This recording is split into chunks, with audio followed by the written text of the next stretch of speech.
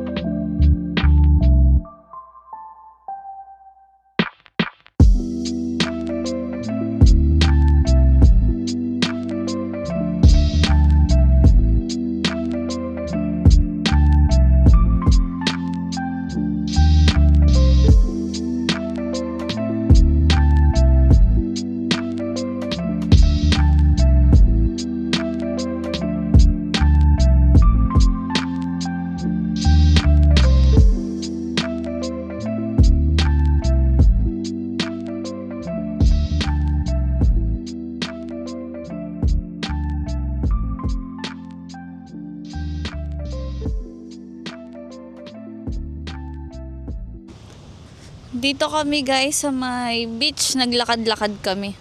Ang daming pwedeng tambayan dito. Pwede mag-romantic dinner date dito. Sako pa rin to ng Villa Nautica. Ayan, nandun kami sa Mayate, yung villa na malapit dun. So ito may mga table dito na parang may mga tungkod na may tela. Dito sa tapat na yan, pwede dyan maligo. Ang ganda dito. Unti lang nang naliligo. Ganun kalakas yung alon. Yung tubig, kung makikita nyo, para siyang pool. Pero nasa dagat siya kasi sobrang linaw at kulay green na. Yan. Unti lang yung mga naliligo. Nagsasunbathing lang sila. Ito na yung sunset guys. Kaya pala tinawag na Deluxe Sunset Beach Villa. Kasi kita mismo dun sa room namin yung sunset. Ito yung room namin. Yun. Yung room 161 yung room namin. Tanaw dun yung sunset. Ayan. Yung sunset. Yan, palubog na talaga siya. Ito guys. Ito yung walkway nila. May ilaw paggabi oh. Ang gandang aesthetic. Tingnan kaso di pa ako nakapag-picture dito. Bukas.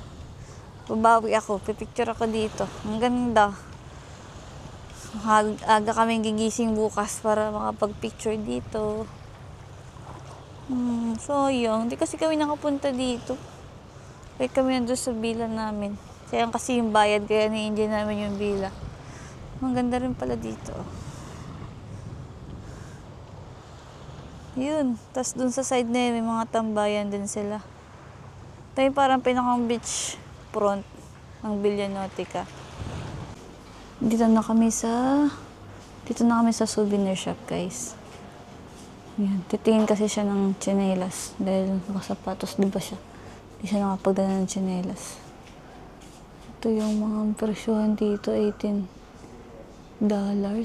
Yan, damit na yan. Grabe naman, mahal naman. Wala kayo mabibili dito. Ito, $13. Pang kids ata ito eh. Ito, $14. Ito naman, 24. Ayan. Ay, mga souvenir dito.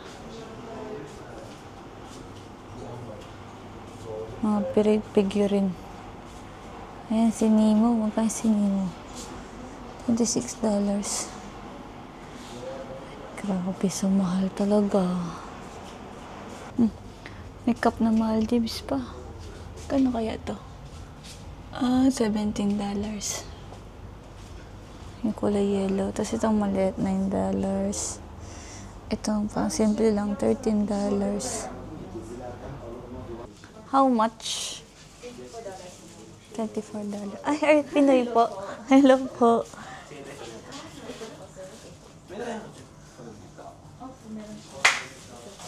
Si Kabayan. May Kabayan po pala tayo dito. Huwag ka na yun. Yan. $24 yan. Bunto.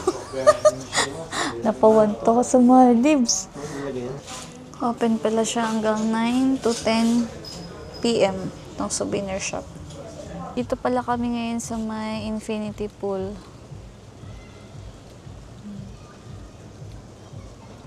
May ilaw pa yung kanilang pool, oh. Tapos ito yung mga higaan. Sobrang dami dito ang higaan at mga sofa bed. Pwede dito mag-sunbathing, relax. Ganda dito ang hangin. Sarap. Presko.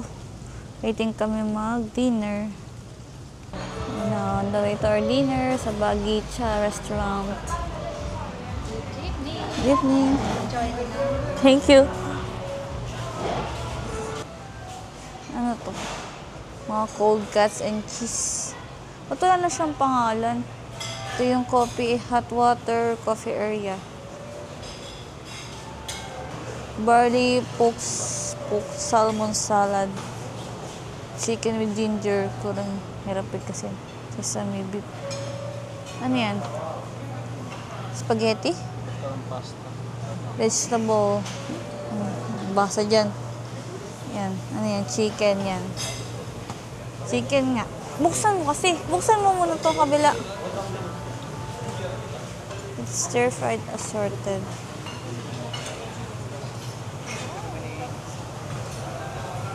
Side naman na to, mga bread.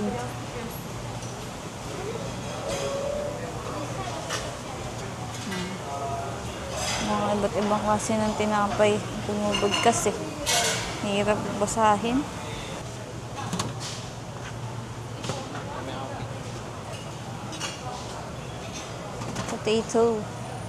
Potato tay. Ito ay chicken korma. Ito. Ito sa atin. Pambansang kanin. Isda. Baked whole fish.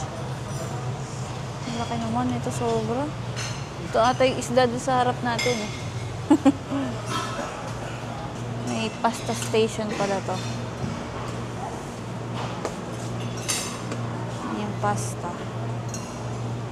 Caris. Ito. Wala. Kulang guys eh. Ano yan?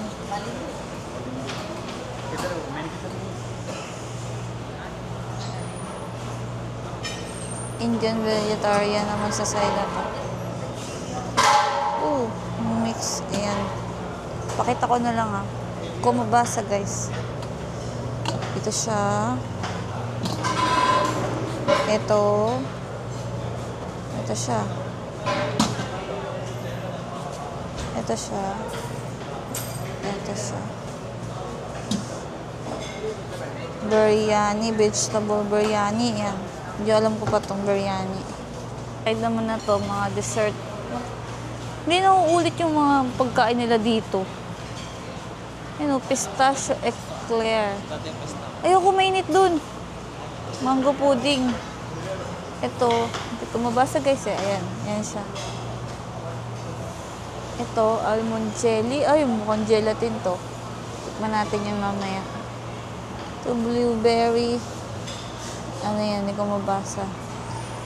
Ito, Caribbean banana mousse cake. Chocolate mud cake. Caraba. Ayan, ito.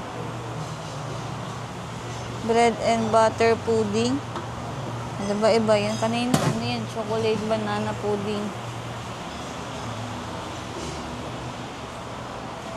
Ayan.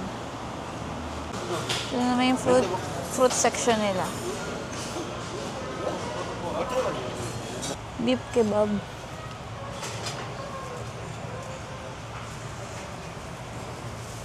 May disco night din pala dito guys. So, mamayang 9:30.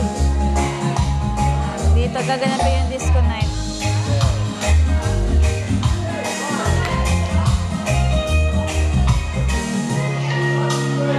Tapos dito yung fire show. Ngayon 9:30 din siya. Kasabay sila. Walang fire show kasi mahangin. Disco, para siyang ano daw. Sabi yung tinanungan namin. Parang may quiz. May play na song, tapos i-guess nila yung anong kanta. Ayan, quiz night.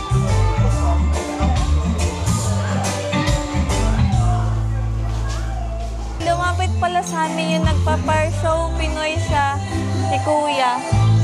Kinancel daw kasi mahangin.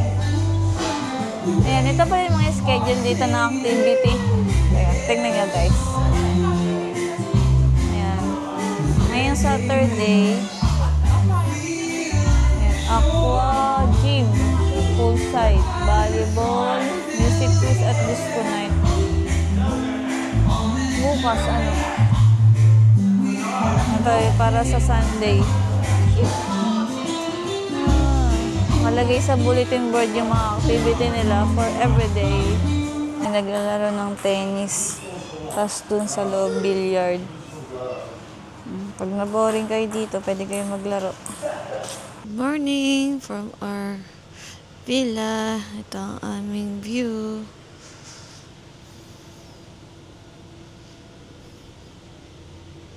Ito tayo sa beach. Ito ang aming beach villa. Deluxe Sunset Beach Villa.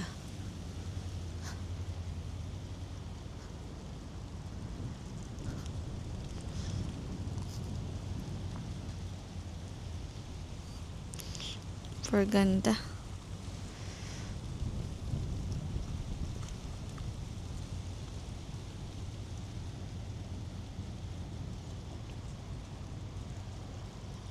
Nag-take din pala kami ng video dito at picture guys dito sa walkway papunta dito sa Villa Nautica. Ang ganda. Wow. Super ganda. Paraiso. Paradise. Woo. Uy, sobrang ganda talaga dito. Walang umuwi. Ganda rin dito mag-photo ops dito. May nagdo-drone pa nga eh. Sexy ni ate. Bikini. So, check out na rin kami mamayang 12:30. Sa Maafushi naman kami mag-stay. Yan, doon naman tayo mag-explore sa Maafushi. Hinadaanan kaming Cocoon Lounge. Ito, Cocoon Lounge yung tawag dito sa area na to. Yan, may mga drinks pa. Morning! Cocoon Lounge daw ito. Dapat na to. Sakay na kami ng buggy. Ay, silent na kami ng speedboat papuntang airport. Bye-bye, Villanotica. See you till next time. Babae pala yung driver ng buggy. Parang first time natin nagkaroon ng driver na babae sa buggy. Kailan na po tayo sa punta doon? Ang Ay, galing doon? hindi ko nakita eh. Bubush! Bye-bye, Villanotica. Thank you sa memories. Bye-bye. Explore na namin tong Maafushi. Bumaba na kami ng hotel namin sa Kaani Grand. Ayan. Ito dito sa veranda namin nagpaparagliding. Oh. Dahil nagsasunbathing. Ay mga Pinoy, takot tayong umikip pag nasa beach. Pero mahilig tayo mag-beach. Wala yung mga water activities dito sa Maafushi.